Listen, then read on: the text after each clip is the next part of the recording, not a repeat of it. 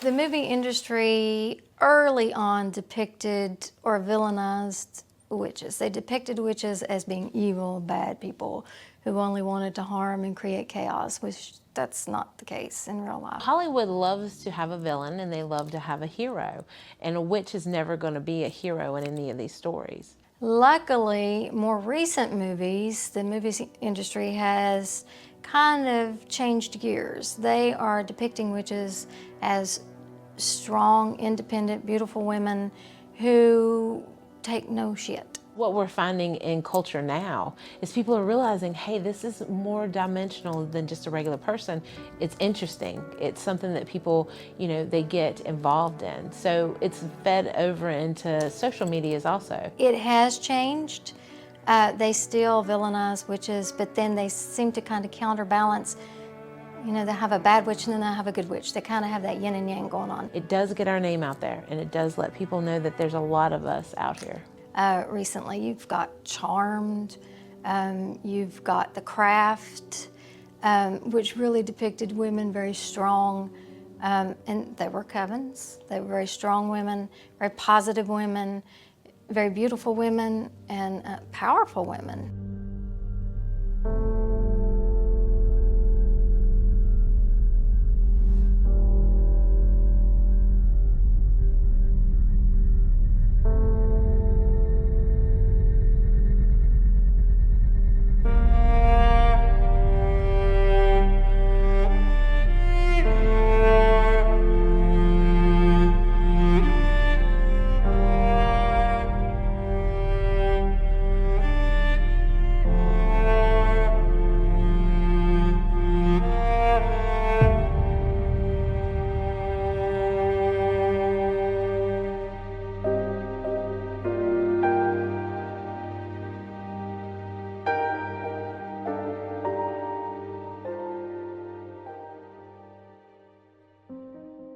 My definition of a witch is one who is born with the ability to connect with divine energy and through that energy focus and manifest what was not already there.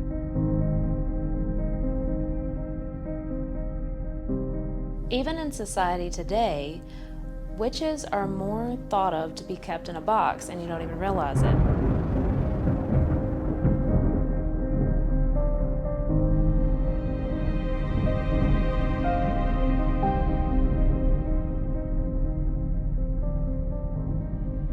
Some people can learn to be a witch, but the natural-born witches are the ones that have the innate ability in their DNA to manifest and make things happen.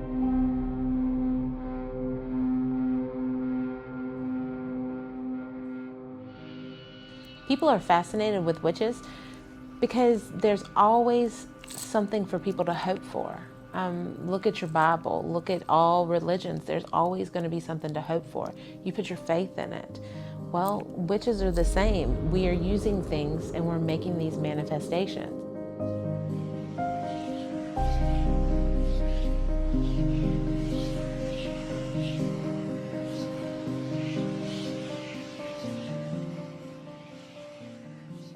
Witchcraft is trendy, empowering, alluring, and mysterious. It has a dark history that's behind it. So people actually look at it and they're like, wow, there's hope in that. There can be a resolution. Maybe I can do this,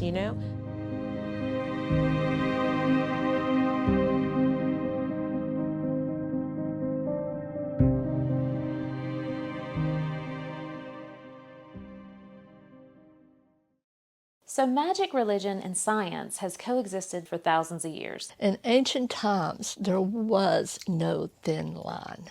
Magic and medicine were hand in hand. In fact, it really is now when you think about it. Today in England, we have apothecaries. And apothecaries are somewhere that you go and they're quite like pharmacies, except just instead of just chemicals, they will prescribe herbs and teas and tinctures to heal you. In ancient Mesopotamia, there was no difference. If you wanted to heal someone, you would put maybe a poultice to someone who had been wounded, but you would also look to the sky and ask, Anana to help you with the healing that was taking place. So there was no separation of science. They would look to the skies, and they wouldn't understand that the earth wasn't the center of the universe, or that there were so many universes other than our own. But they realized that every day the sun would come up, and there was power in that sun, and that sun would spread its rays in a healing manner. So they saw that, and they said, Father Sky, we connect with you.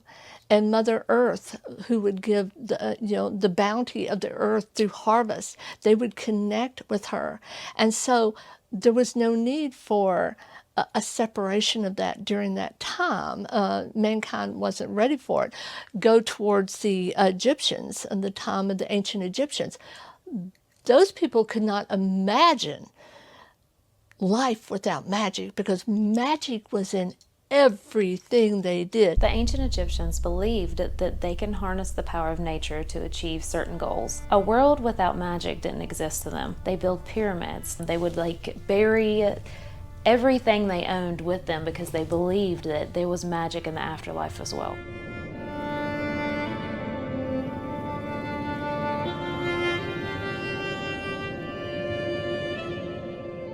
They believed magic was what created and sustained the world, and assured one of eternal life after death.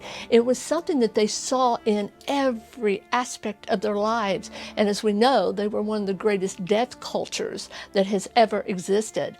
And there was quite a very ritual and deep meaning to death. Ancient texts contains spells as well as medical procedures. And of course we know about the Book of the Dead and all of the prayers that were said and exactly how the body was separated. The Book of the Dead is a collection of ancient texts. It contains spells to help navigate the underworld and assist you in your afterlife. The texts were magical as well as religious. Magic was just as legitimate as religion, and there was little distinction between the two. The liver to go here in this canoptic jar, the kidneys here. They knew to clean the body cavity before everything was dressed, because of course the offal of human bodies will deteriorate quite quickly.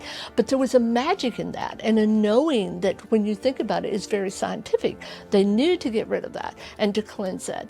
But they did more than that.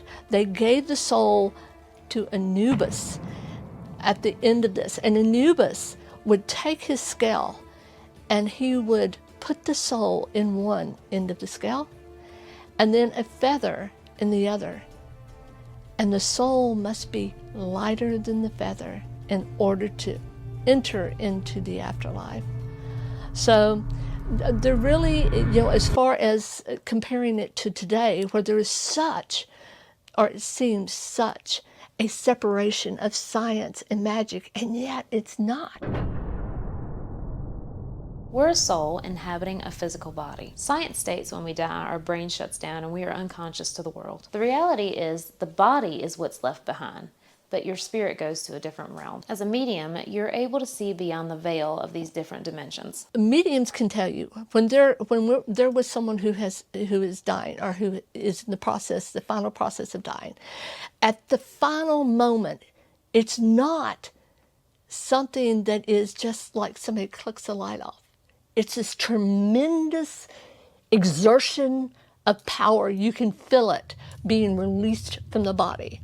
And why wouldn't it be? Because at that moment, we are being released, literally. The soul is being released from the body, and we call it the cutting of the silver cord that keeps us tied to the body. And so what science has always thought is that when we die, there's a little light that, as the body dies, it just clicks off and clicks off until there's no more lights.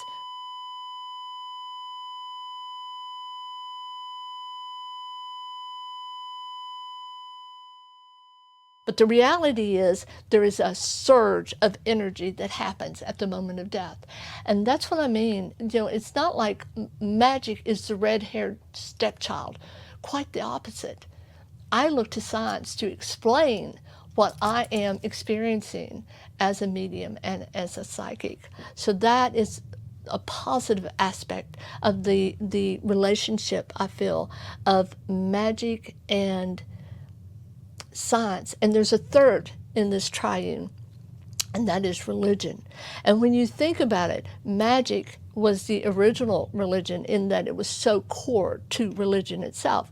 Then we have science, and we have a triad that all of humanity resonates with. It affects all of us. Even if you look all the way back to Eve, she's the one that picked the apple to give to Adam because she was tricked. And I think that's where it all goes back to, seriously.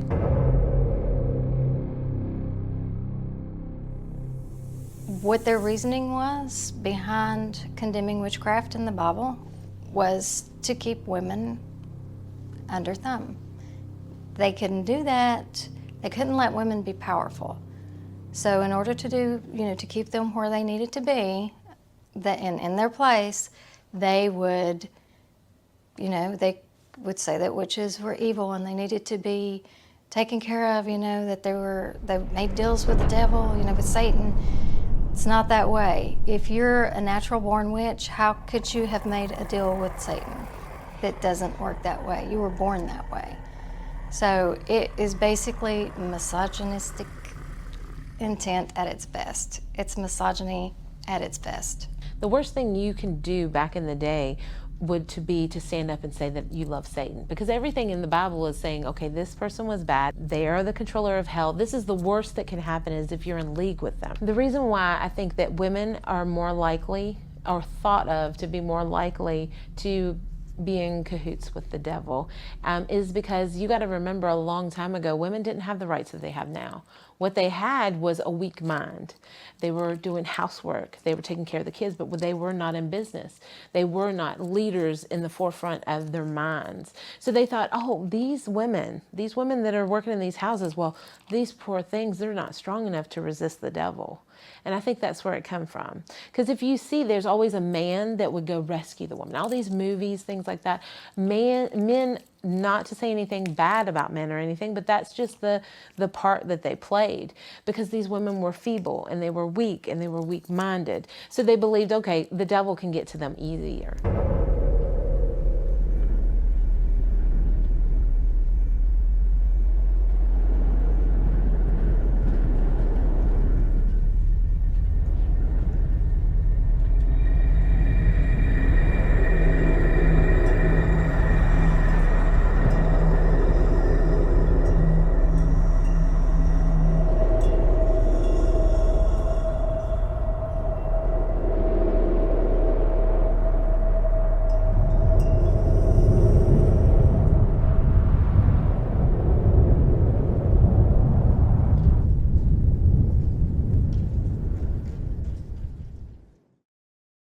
In 1692, Salem Village was rocked by mass hysteria and false accusations. This was all centered around a group of girls who accused their neighbors of witchcraft. In 1692, an innocent game with a woman named Tituba, who had gotten to the New World by way of Barbados and actually was on the ship with Samuel Parris, was playing with two children. So the whole thing with the Salem Witch Trials started with young girls, dabbling in magic with Tituba. And they were interested, they were intrigued, they felt powerful, with this magic that they've just learned. They got caught. And when they got caught, they decided the best thing to do was accuse other people to get out of trouble. I mean, that's what kids do. The Salem Witch Trials was one of the most notorious times in witch history, and that's the truth. You had a woman, Tituba, who actually was talking to these young girls was helping them do divinations with eggs, things like that. Now, do I think it was all in fun and games? I do believe so. I also believe that what they were consuming at the time, such as the breads and things like that, could have altered the state of how they were thinking due to the mold that was in the bread, things like that. Was I there? No. Do I believe that these little girls had these stories and spun these stories quite wildly? Yes. Do I believe there could be some truth behind it? Yes, I do believe that there were witches at the time, but I probably don't believe they're the ones that were set on trial. I believe those are the ones that were cowering, trying to take care of their families because they knew their life also depended on it.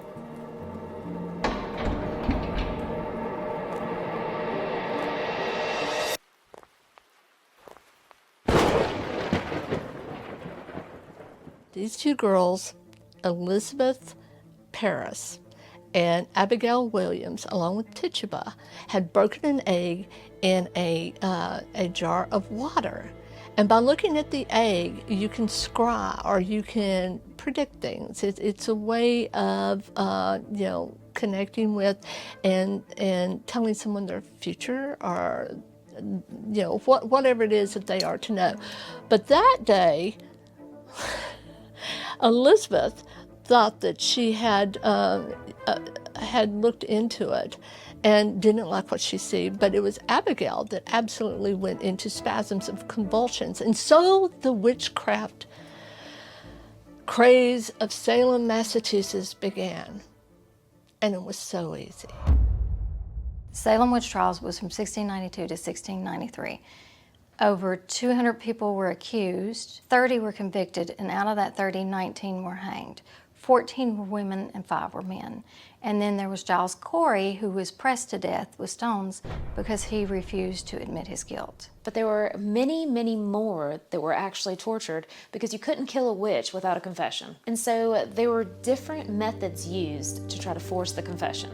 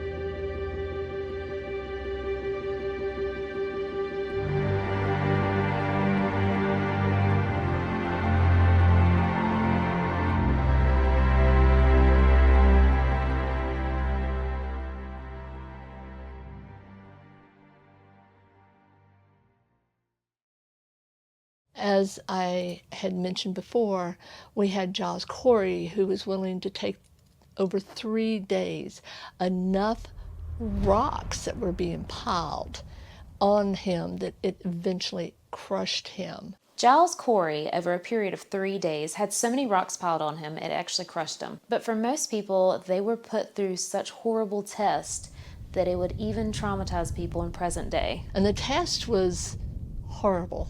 It would have traumatized anyone, even in the present day. Laying so many stones on the body until it crushes the body, until they got a confession, as well as the dunking a witch, or throwing them over the side to see if they would float. And if they floated, they were a witch. If they sunk, they were innocent. Out of those 30 that were convicted, 5 of those died in jail. In fact, scholars say now that it was really a bunch of hysterical girls who had no place in the society where they lived at that moment. It was so patriarchal. It was a Puritan society. And so they had no voice. But this gave them a voice. It gave them power. And they grasped as hard as they could to that. But in doing so, they did a great disservice. History might not have it correct completely. I believe that there were probably witches. But the biggest thing in that time, people have to understand that Puritans were there, right? The worst thing you can be is a witch. The worst thing you could be was a devil worshiper.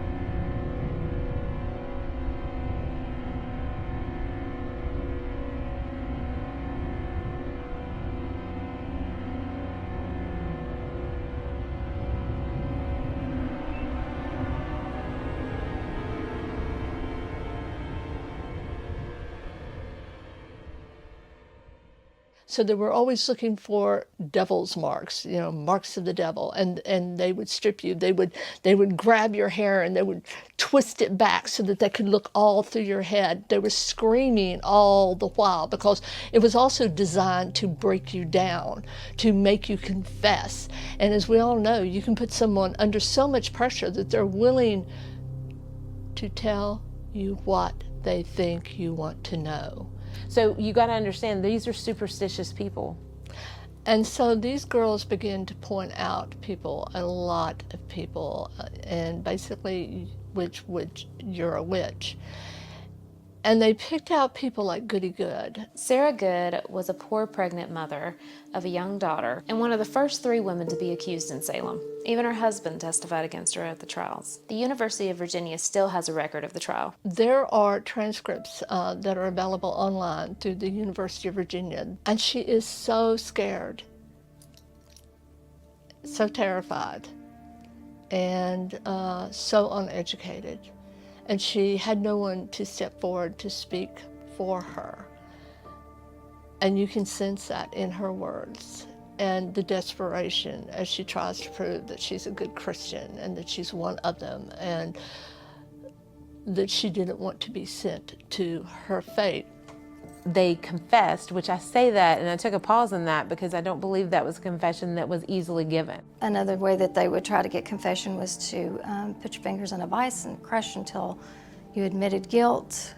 There were just so many ways that they would torture, and then ultimately, if you were hanged, hopefully your neck would snap. If not, you're gonna hang until you died from asphyxiation. So it was horrible. It was very horrible. These ladies, you got to understand, were beaten, were held.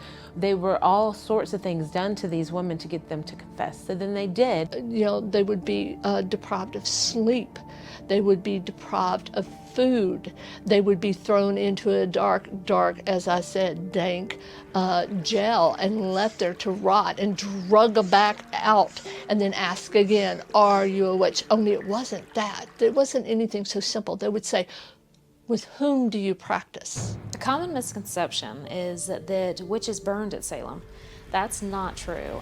They were actually hung. People believe that these witches were burned. They were actually hung and pressed. Some of them were pressed, meaning stones were put on top of them until they couldn't, their life was ended. We ended up with 14 women and 5 men who were hung for the crime of witchcraft. And during that time, there were children who were accused. One of them was 4 years old when she died in the very dank and terrifying, dark hole that they would put these people in. I mean, you had a choice. You could either leave the town, because one of the things that I've had people ask is, why didn't they just leave? Why didn't they escape? Because it's 1692, America, and there was nowhere to go to.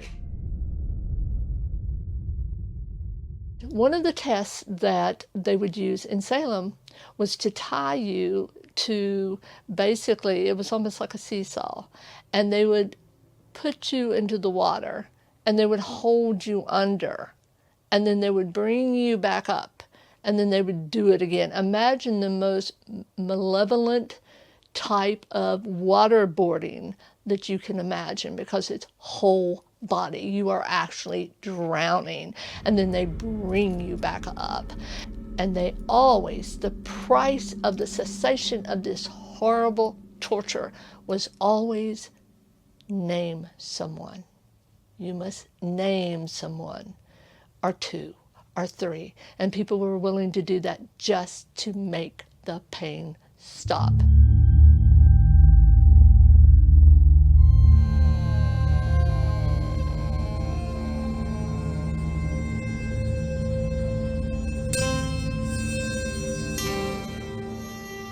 When the devil came to Salem, Massachusetts, the people, or some people, were ready to make use of that presence for their own benefit, and that's what happened. And I will tell you that the witchcraft craze finally quit whenever the girls pointed to the governor's wife. The craze finally ended when the girls started pointing at the governor's wife. And that's when it stopped, because everyone knows you can only point up the ladder so far until it falls. The governor put an end to the trials to protect his own family. Sentences were amended, arrests were stopped, and the prisoners were released. But what people don't understand, that in other countries, it is still a crime, they're considered a crime worthy of the death penalty. I mean, they still hunt women, torture women, and kill women under the guise of witchcraft. In Africa, I know there is. I know in the Middle East, these seem to be countries that, aren't as liberal or as open as other countries. I know that in the Middle East, there's certain countries over there that, you're put to death for that. Obviously, these women, maybe some of them are, healers or wise women or actually practice witchcraft. Maybe they are just someone who has a little money or property or that the government wants or somebody wants. They just accuse them of witchcraft just to keep them under control. It's basically a way to keep women under control, keep them down, and keep them from being equal to men. The thing of it is I believe that a healer and a witch walk a very thin path. Such as certain nationalities, they'll say, well, she's a healer. And then if they say that you're a witch, you're doing the same things. But they believe that a witch in some societies can curse, where a healer can't curse, but they can take curses off. But they walk the same path, they do the same thing. It just depends on how they are seen. So some of these countries that are not as up to date as we are, as open, I believe they have their own healers there. And it's probably a woman just like me, but she chooses to use the name healer so she doesn't get killed. The abuse of women still happens to this day, witchcraft being the excuse. And we're seeing that. I mean, in Saudi Arabia, they actually have an anti-witchcraft force on their police. If someone accuses you of practicing in any manner, they'll hunt you down and put you on trial. If someone turns you in for practicing in some manner, then they will come to your house and they will drag you out. If found guilty, you'll be beheaded.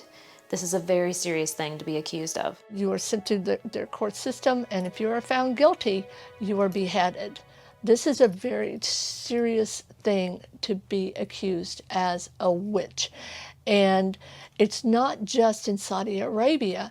We're seeing it in Uganda, where if you are accused as a witch, you can be tortured. I mean, you can have limbs hacked off. And that's if you're lucky and you survive the attack. It happens all over Africa. And I will tell you that one of the saddest, and I have to just, one of the saddest cases is in Nigeria. There is this huge influx of accusing children as witches. And one care worker found a little boy, and he had just been left because he had been, pointed out as a witch. He was full of worms. He was near death. He had to have medical help to be brought back. No one would help him because he had been accused as a witch. All it takes is an accusation.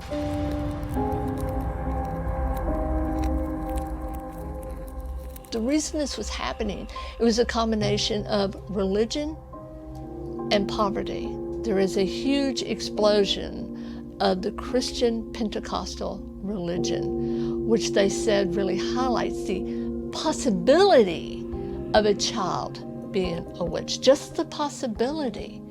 And there are also some,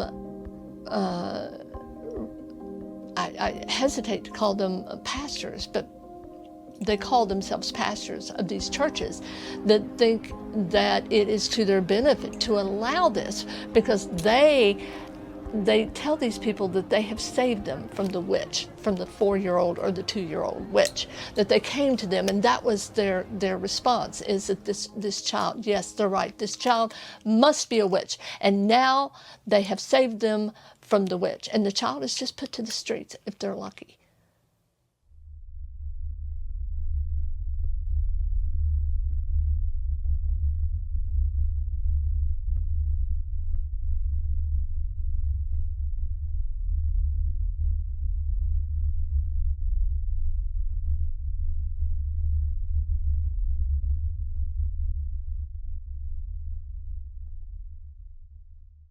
Paganism came over with the settlers, the Germans, the Irish, the English. They brought their beliefs, their myths, their culture, but it was kind of buried. It was a hidden thing because of the wide spread of Christianity. So these people, even though they came here to be free, they still had to kind of keep it quiet. So during the 60s, there was a resurgence of it, or a popularity, I guess, of paganism and witchcraft. Women they embraced their power. Witchcraft is the ultimate way women have power.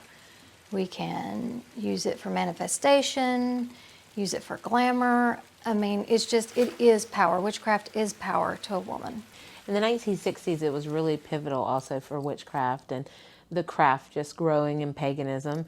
During that time, there was also a law that was lifted that it wasn't against the law to be a witch. During this also, the uptick of Wiccans also in the U.S. Plus, you got to understand it's a time of liberation in the country. So people were able to choose what path they wanted to go on. Throughout the years, it has become more accepted. A larger diversity of people, or mostly women, but men too, are practicing witchcraft.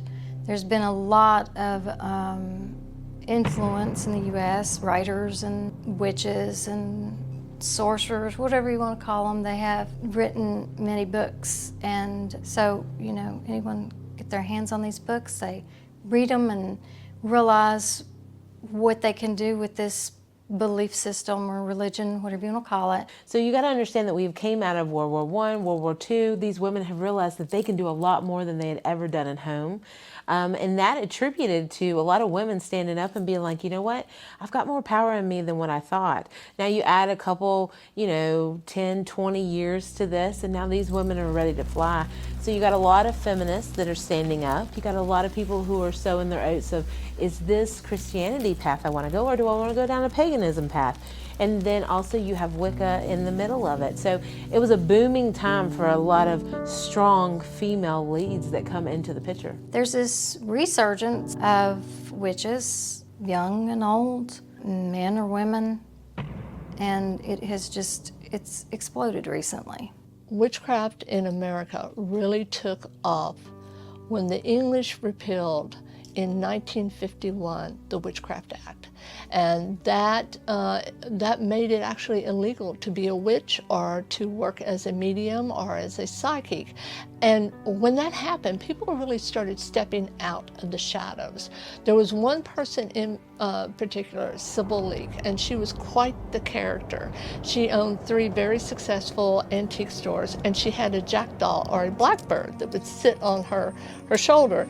And she was said to have actually been part of the oldest coven in England, which is the New Forest Coven. And that is where she was initiated. So she came out and she wrote a book called Diary of a Witch. Diary of a Witch started bringing witchcraft to a broader audience. And of course, during that time, we also had Gerald Gardner. During that time, Gerald Gardner took bits and pieces of the old religion and started making a new one. And he brought that to America in the early 1960s. And there was so much going on during that time. As you mentioned, women were wanting to reclaim their power. And women started gaining their power back from a male-dominant society. They wanted to know that they were of equal value as their male counterparts. They knew their essence was just as important, and it encouraged people to accept themselves as magical beings. And so we had that. We fast forward, we are seeing now, a multitude of young women who are really stepping up and saying, I want this. I want to be able to worship a female deity. I want to be able to see, that my energy is as valuable as male energy, who has had a very male dominated religion which has permeated the entire world. I know that my essence is as important, and so they're being drawn to that. And it's also encouraging people to accept themselves as a magical person, as someone who may have psychic ability or intuition that's more than others. And I think part of it is the climate right now is very unbalanced. And I think that we're looking for a way to balance that. And when we have too much male energy, we often go to a place where things they're bad. We have war, we have too much aggressive energy in the universe, and now we are wanting to bring that back a little bit and with more female energy. And if you'll notice, it does seem like, this connection to Mother Earth again is happening. People are listening, they understand she has a heartbeat, and she does. Mother Earth has a heartbeat. And so we are realizing that we have a symbiotic relationship. We must balance that. We cannot keep destroying the earth. We cannot keep leveling the Amazonian jungle and expect us to be able to survive in what is going to be very, very quickly a very dark place where even basic needs such as water and good oxygen may become an issue. Like I said before, I was born a magical person, and I can't deny that part of me. Even as a young kid going to church, it just didn't feel right. It didn't feel like my path. When I was old enough to realize what my path was, I was open about it to family and friends. Everyone who knows me knows that I'm a witch. I've never hidden it.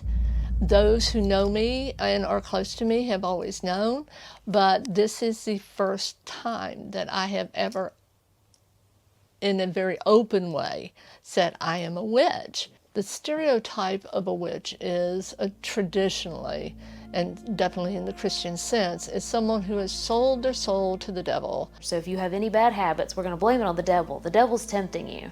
Do I believe there's more negative forces? Yes. Or misunderstood, rather. Does the devil come and talk to me on a regular basis? No. That's not something that I believe would happen for a lot of people. I believe that I have a closer, actually, bond with God than I would have ever thought before. Because there's no middleman. There's nobody telling me how I should act to get God's acceptance. Being a witch, you are accepted by your God. I am a hereditary witch in combination with eclectic. Hereditary being that I was born a witch. It's in my bloodline, it's in my DNA, it's just who I am.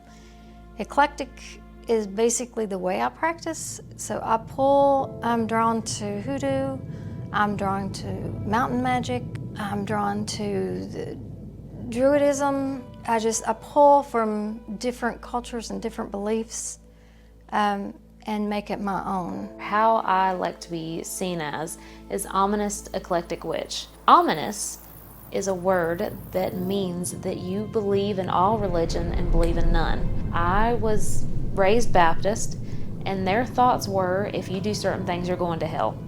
If you believe in a different God, you go to hell. And it shook me because there are some really good people that a Christian would believe was the perfect person, but because they were raised in a different culture, they believe in a different God, then they're damned to hell. I refused to believe that, so I took on the term ominous, because I believe there's truth in all religions, and at the end, I believe that God would judge the person for themselves rather than the culture they were in. The type of witch I am is an eclectic hereditary, but I also have components of the hedge witch because I am able to astral project and jump the hedge, as the phrase goes. And also I'm an energy witch because I have this incredible ability to manifest through energy itself without taking in or worrying about, things like the element of fire or water or air or earth. It's simply the energy of the universe itself. Being a practicing witch in rural America, I think it's a little different where I live here in the Appalachian Mountains. The reason why is because your neighbor can treat you greatly, right? Y'all can be best friends, but as soon as they find out that you're a witch, things may change. It is the Bible Belt, and religion, Christianity is very prominent. People keep wanting to save my soul. Let me save your soul. They will pray for me and my family. I'm damned to hell, as well as there's the fear, the initial fear of everything. They think I'm off conjuring with the devil and all these evil spirits. In reality, it is me becoming my own within myself. I don't see the flaws in what other people see. I don't need my soul saved. I'm good with who I am. I feel right with who I am. I don't need them to tell me, and I don't need their God to tell me that, my afterlife is going to be good. And the box that you've been placed in no longer contains you. So the people that was your friends for a long time will all of a sudden say, I don't want to be friends with them. Your perception on things, how people will believe a certain belief and you don't believe that anymore. You don't feel that your place is with these people anymore. There's a lot that changes and people need to understand that. But if you're strong enough and you have faith enough, then you can take this path, but you have to be aware that it is against society. So a lot of practicing witches in this area, and I'm sure in other parts of the country in rural America, some of them have to hide it depending on their circumstances, which makes it very difficult because then you're not being true to yourself. If I say witchcraft to you, people believe that that's bad. So I choose actually not to use that word very often. I say I'm practicing, and you'll hear me ask other people, I'm practicing. Because when you lay the whole word of witchcraft out, even though I may embrace it, the other person may not. So I make sure that I word things a certain way. I can tell you everything that I did in my day, I just leave out the part of the magic. The magic's for me and the people that I do it with. But I also stand proud as a witch practicing here. I just have to be selective of my surroundings. What makes Appalachian witches different is, well, for one thing, the geographic isolation that we have had over the centuries. And because of that, it's encapsulated our unique brand of magic, which is a culmination of many diverse nations, such as the Scots and the Irish and Africans, and just all of these things have been a beautiful stew. But once it was combined, it stayed in the mountains. So in one way, our magic, Appalachian magic, is very raw, very root, and it has stayed pure. I'm an Appalachian witch. It kind of goes side and side with the eclectic witch, because in Appalachians you have so many different immigrants that come in and add different flair and flavor to witchcraft. So in Appalachians, we learned to survive. Whatever we needed to do, we would do so. And there was no, okay, well, you're a hoodoo, you're this, you're that, and the other. It was, you just wanted to survive. And we weren't considered witches in Appalachians. We were considered healers. Because if you were a witch, you would have got tarred and you would have got beaten and you would have been an outcast of any religious community. So they were called healers. But in my day and age, I proudly take the term of a witch.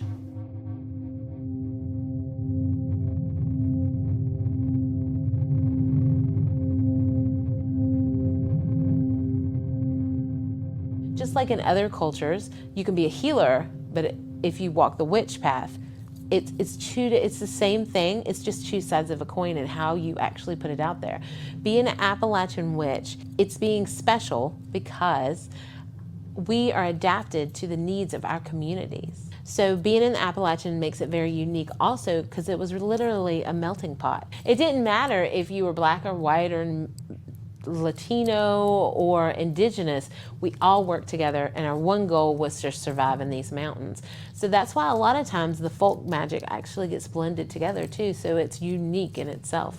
I do see a growing number of people coming out in the Appalachian Mountains. I'm not sure if they're actually people who are just becoming witches or if these are people who are just letting it be known, and they have been witches all along. We hold different types of events for witchcraft. The people that come to those, they will tell me that they're very excited and happy that there's a place for them to be open about who they are and speak with like-minded people and just share their stories and their belief systems and compare and just have someone to speak to, because they still feel like they're in the shadows. Witchcraft is on the rise. I do believe that social media and people's voices are a plus and a negative. There's a plethora of misinformation that you can find on the internet, and just because someone has a soapbox doesn't mean that you need to listen to it. I believe that there is an increase in the number of witches that are coming out of the broom closets in Appalachian, everywhere else, due to social media. I belong to a group on Facebook called Appalachian Witches. So that is something that you would not have seen 20 years ago, I don't think. And the fact that they have thousands of followers tells me that that we have amongst those, probably most of them are practitioners. I do believe that social media has contributed to the rise of witchcraft. I think that it has both been positive and negative. Positively, you are able to connect with witches around the world, whereas before, you know, that was virtually impossible unless you traveled. However, you do have a lot of people who are not genuine witches, who just want to dabble in it. We have these young baby witches. TikTok is full of that. They're trying to cast for love or whatever, and they have no experience in love or in casting. I mean, it's had a positive and a negative effect. Many witches have a very strong connection to nature. My two elements that I resonate the strongest with is sky and water. So when I am in the woods, I can sense the energy around me to a point that it makes me uncomfortable because I am not resonating to the earth as some of my other sisters would. I have great respect for the forest, for animals, for nature itself. Great respect. But again, what I work with is energy. And so if I'm finding myself in an uncomfortable position where I can feel all this energy around me, it's like I can sense the squirrels, I can sense the bear that is a half a mile away, I can sense all of this energy. I look up and I make my connection to the sky. This is a scrying ball. It's also known as a crystal ball, and I use it to focus my energy so that I can see the future, the past, and the present. When I'm in nature, it's like I have a grounding all around me, and I'm able to pull energy. I feel the life around me. I feel that energy, and I use it for magic. Everything in nature has a purpose in witchcraft. We're very nature-oriented people. We find a feather, we use it. We collect herbs, we use it. We find gemstones, we use it. When we take something from nature, we thank nature for the offering, and we give back. We reciprocate. We don't just take. We are environmentally conscious. We realize that the earth and nature is the whole reason we're here. We can't survive without it. Well, I am so nature-oriented that I'm vegan. I don't even kill a bug.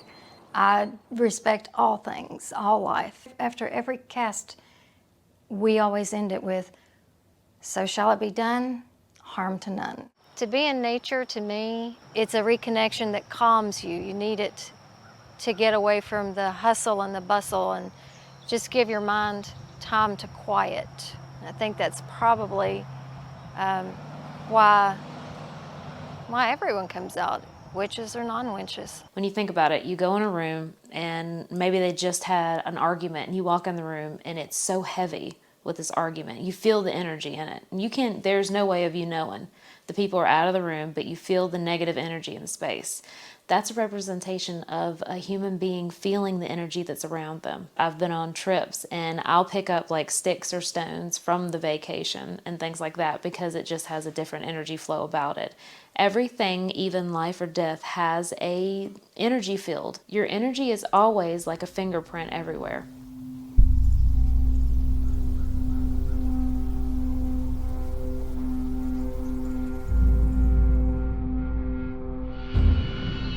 Fascination with bones and things like that I have is that you get the essence of the animal and the characteristics of the animal as well as how the animal passed. So energy is transferred through bones and things like that. The energy is all around us. Everywhere where you are at is a place where you should be aware of what you are doing at that moment. Karma, people worry about karma. They think that it is this awful punishment, but karma isn't. There's an old saying that today the frog eats the worm, but tomorrow the worm eats the frog. Some people choose to do ritualistic magic, which means that they are bound by certain things, such as you drawing a circle. You call the circles.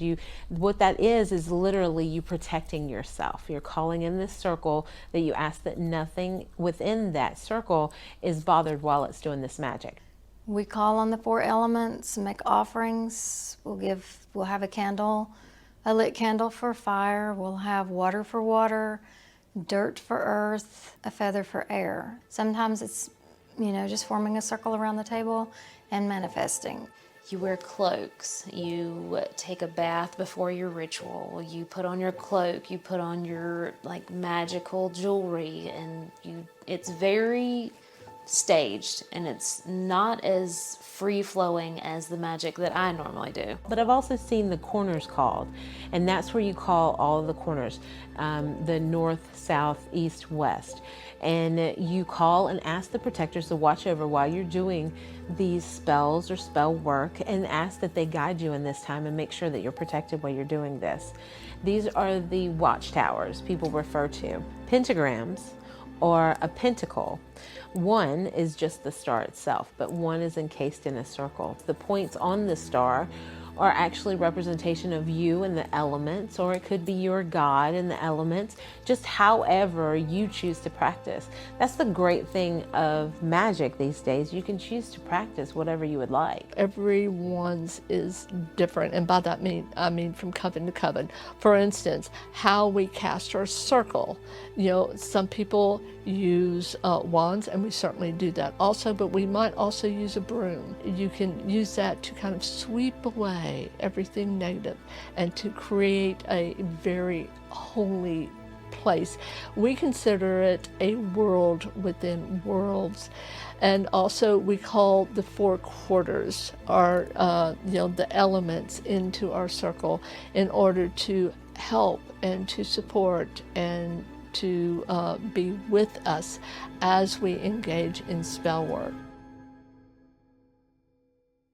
Working within the spirit realm is something that you need to prepare for. You cannot just go into that good night, because that's what it is. It can be a very dark place if you don't have a lamp with you. When you hear the word necromancy, it triggers something in you, just like witchcraft. We've been told this is bad. You are doing something with spirits. You're doing something with the dead. You're trying to raise the dead. These are things that I've been told. But it actually is a lot simpler than that. Everybody in this coven takes on that, actually. Whether it be we're talking to our spirit guide and then they're conveying the messages from the other side. Necromancy just means working with something that has passed. When you say it, you, even as a person who would be standing back and listening, it cringes a little bit. I'll tell you, when I hear it, I'm like, oh no, I'm not supposed to do that. But it's something I do every day. People on the other side do not have a concept of time. If you had the chance of speaking to someone you truly loved and you were able to talk to them, why would you not? The issue with speaking with the past ones is that they only have a certain ability or energy to get a message through. Some might ask, why would you want to communicate with the dead? What is the purpose of that? It's always the ponderment in life. So to know that your loved one is somewhere safe and that they know that you love them, and all those things that when they were alive they weren't able to tell you or you were able to tell them, just that they know that they're okay.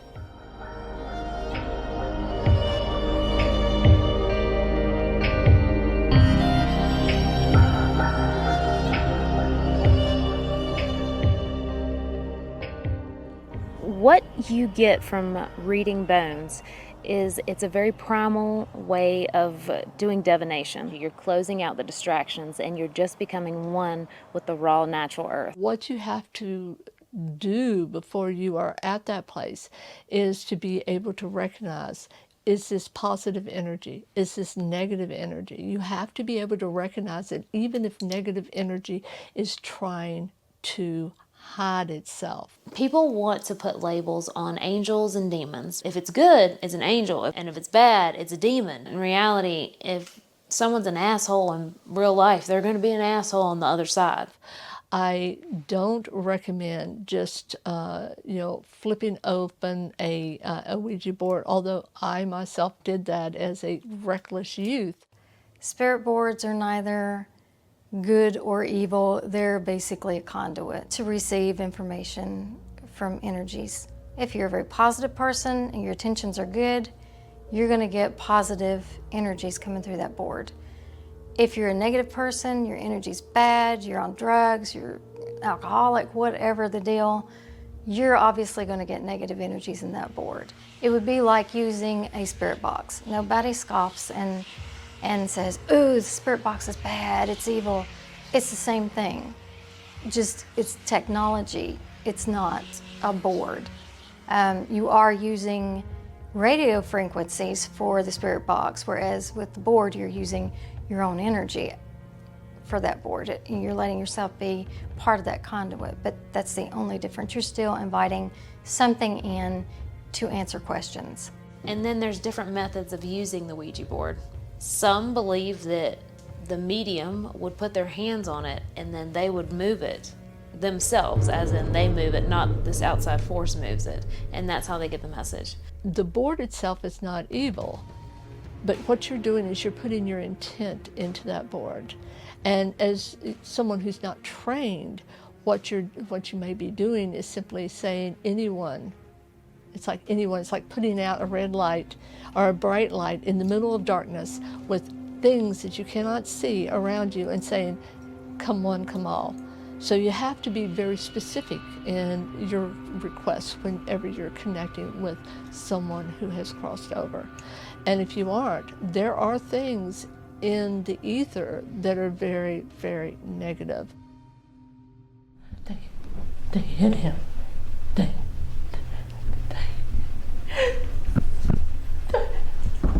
him.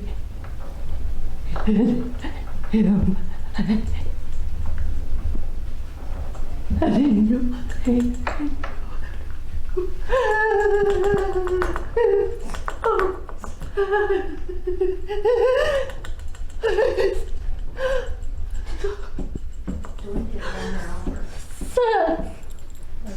I get it out.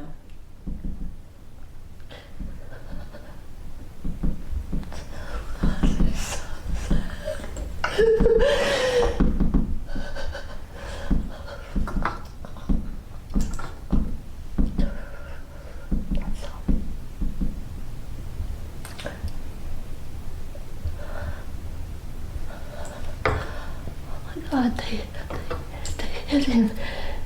I'm not surprised. He was embarrassed. Throughout my years, I have came across a few more negative entities. I don't like throwing around the, D word, as in the demon or anything like that, but they were more malicious intent. I was in a more notorious hospital for this, and it was more of a hide and seek type thing. It would always seek us out throughout this place, and we could always tell because it would make certain equipment go on the fritz. And it came around the room and it smelled like rotted meat. I have encountered a negative spirit. It was pretty bad. I didn't understand what was going on. It was mediumship that was happening. The spirit comes close. It's giving me these feelings, these messages. I didn't know. I wasn't trained to know at that time. It can be, for the person that it happens to, it can be very scaring and very alarming. And of course, this is negative. It's got to be a demon. It's got to be something bad. It's got to be all these things. But what it seriously is to an untrained person, it's a spirit trying to make communication. Negative energy does not have to be strictly demonic. Demonic is what I call dark energy. That is something that has never been human. But there's also very bad humans who have lived, and their energy shows somewhat the same. In other words, when I see bad human energy, I'll see it's like something that's swirling, and it's like it's misty around the edges. For demonic or negative energy, it's much bigger, much denser. It still has some of that, okay? But it's like energy, if you can imagine, just swirling energy. When you're working with positive energy, you're going to get positive change. You're going to get positive results. But when you're working with negative energy, like I said, there's a price to pay for that. There's always karma to deal with later on. So a lot of witches believe in karmatic law and things like that. Otherwise, if you work with a deity and you say that you're going to give them something and you make a deal and you don't follow through with your deal, they can make your life more difficult. There's the darker side of that. You have to understand what you're putting out and what you're asking for. When we are in the ether, we have everything. We have all this energy that is out there. And you have to know what is positive and what is negative, or anything can come through. Now, someone like me, we're really born with this. I've always been able to tell what's negative and what's positive. So not all witches are Wiccan. Wiccan is a newer religion. It has its origins in paganism, but it was not formed until the 1950s, I believe. It is a subcategory of paganism, just like witchcraft is. Witches basically worship nature.